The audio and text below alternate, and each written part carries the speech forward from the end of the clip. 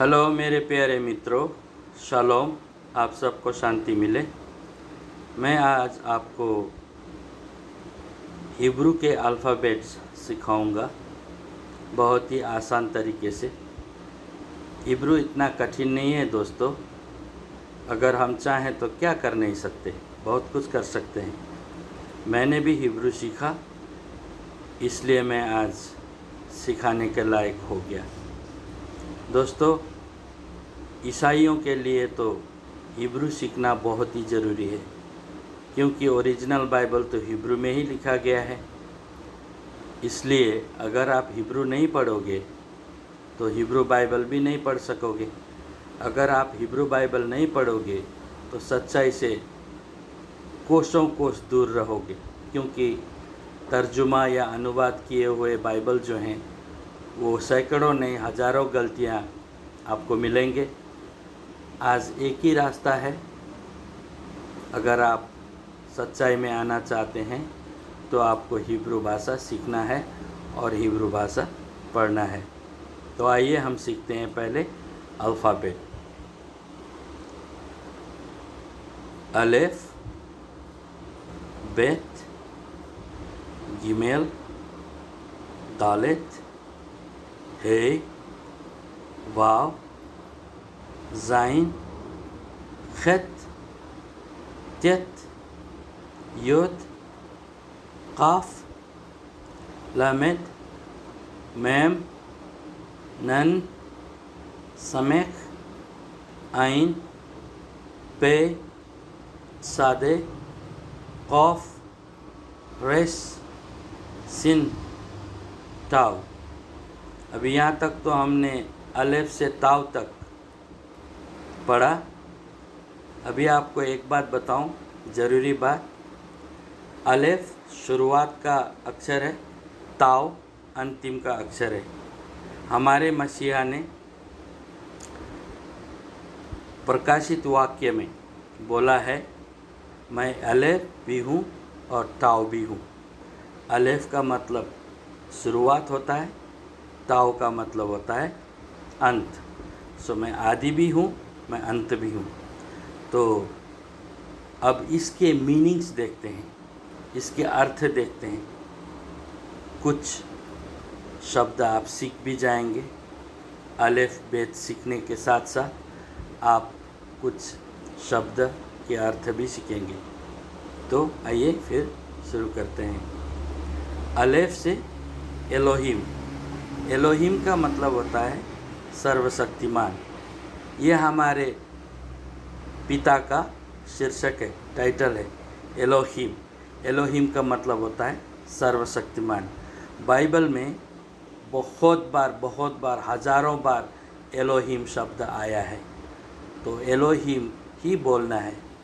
ये बाइबल तर्जुमा करने वाले लोगों ने एलोहिम शब्द को तर्जुमा करके गॉड, परमेश्वर कर दिया, लेकिन ये गलत तर्जुमा है। एलोहिम को एलोहिम ही बोलना है। बेत से होता है बेरेशित।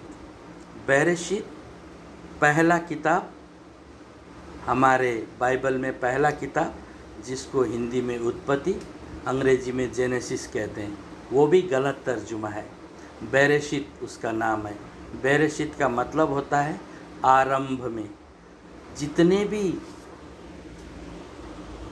हमको बेरेशित की पुस्तक में मिलते हैं घटनाएं, वहाँ पर सब आरंभ में शुरुआती बातें मिलती हैं। तो ये नाम बहुत सटीक बैठता है, बेरेशित आरंभ में। सो बेत से बेरेशित। अब गिमेल, ये गिमेल से मैंने गिद्योन लिखा है। गिद्योन का अर्थ होता है महान योद्धा। आपको मालूम है, न्यायकर्ता में आप पढ़ेंगे तो वहाँ पर गिद्योन नाम मिलेगा, और उन्होंने कैसे एलोहिम के आज्ञाओं को पालन करके फ़िलिस्तीनियों के साथ लड़ाई करके अपने प्रजा का रक्षा किया था, उनको कहते हैं गिद्योन। गिद्योन का अर्थ होता है महान योद्धा। उसके बाद में दालेत। दालेत से दानियल। दानियल का मतलब होता है एल मेरे न्यायकर्ता हैं। वही दानियल है जिन्होंने अशुद्ध जंतु, अशुद्ध जानवर, अशुद्ध भोजन नहीं खाने का ऐलान कर दिया था। राजा का शाही भोजन को भी इनकार कर दिया था ताकि अपने शरीर को शुद्ध रख सके। तो वो यही दानियल हैं जो अगमवक्ता है, नबी है। इन्होंने अपने आप को शुद्ध रखने के लिए शाही भोजन को भी ठुकरा दिया था। दालेत से दानियल, उसका अर्थ होता है एल मेरे न्याय करता है। उसके बाद हैकाल, हे से हैकाल। हैकाल का मतलब होता है प्रार्थनालय। अभी बाइबल में, हिंदी बाइबल पढ़ोगे तो मंदिर शब्द लिखा है उन लोगों ने जिन्होंने बाइबल तर्जुमा किया। मंदिर शब्द हमारा नहीं है, हम ईसाइयों का नहीं है, बाइबल की भाषा नहीं है, हिंदू लोगों का होता है मंदिर शब्द जो है। तो दूसरे के शब्द को हम क्यों लें, क्यों चुराएं? ये गलत है। मंदिर हमको नहीं बोलना है। मंदिर तो हिंदुओं का होता है, मस्जिद तो मुस्लिमों का होता है, और ईसाइयों का होता है हैकाल। हिब्रू भाषा में आया है हैकाल, जहाँ पर आराधना करते हैं, आराधनालय या प्रार्थनालय। इसलिए हे से हैकाल, हैकाल का अर्थ है प्रार्थनालय। उसके बाद में वाव, वाव से वाइक्रा। वाइक्रा का अर्थ होता है और उन्होंने बुलाया। ये बाइबल का तीसरा किताब का नाम है, जिसको हिंदी में लय व व्यवस्था बोलते हैं और अंग्रेजी में लिविटिकस बोलते हैं, लेकिन वो गलत है। लिविटिकस, लय व व्यवस्था गलत है। इसका नाम वाइक्रा है। वाइक्रा का अर्थ होता है और उन्होंने बुलाया। उसके बाद जाइन, जाइन से जकरिया। ये वही जकरिया है जिनको बुढ़ापे में बेटा हुआ था, उनका नाम याहू खानान था। जो बपतिस्मा देने वाले थे वो याहू खानान के पिता थे जकरिया। तो जकरिया का अर्थ होता है या याद करते हैं। उसके बाद में हवा, खेत से हवा, हवा बोलते हैं हिंदी भाषा में, अंग्रेजी में ईव बोलते हैं, वो गलत है। हवा बोलना है, खेत से हवा। हवा का मतलब होता है जीवित, जीवित प्राणी। तो इसको भी उन लोगों ने थोड़ा बिगाड़ करके नाम दिया है ईव और हवा। हवा तो चलो ठीक है, एडजस्ट कर सकते हैं, मैनेज कर सकते हैं, लेकिन ईव, आदम एंड ईव का तो कोई मतलब ही नहीं है। तो इसलिए हवा, खेत से हवा बोलना है, ठीक है। उसके बाद में तोव, तेथ से तोव। ये तेथ अक्षर से तोव आया है। तोव का मतलब होता है अच्छा। उसके बाद में आता है योद, योद से योम, योम का मतलब होता है दिन। उसके बाद में काफ, काफ से केतेर, केतेर का मतलब होता है हिब्रू भाषा में मुकुट। उसके बाद में लामेद, लामेद से लायला, लायला का मतलब होता है रात। फिर मैम, मैम से होता है महीम, महीम का अर्थ होता है पानी। फिर नन, ये नन से नवीम, नवीम का अर्थ होता है भविष्यवक्ताएं। उसके बाद में आता है समेक, समेक से सुस, सुस का अर्थ होता है घोड़ा। उसके बाद में आता है आइन, आइन का शाब्दिक अर्थ है आँख, नेत्र। ये अक्षर भी आइन है और आइन अर्थ भी मैंने लिख रखा है। आइन का मतलब होता है नेत्र। पे, पे के साथ आता है पेताख, पेताख का मतलब होता है हिब्रू भाषा में दरवाज़ा। फिर साहदे, साहदे का अर्थ होता है परछाई। अब अंग्रेजी में कह दें तो शैडो। ये शैडो शब्द जो है साहदे शब्द से ही आया है।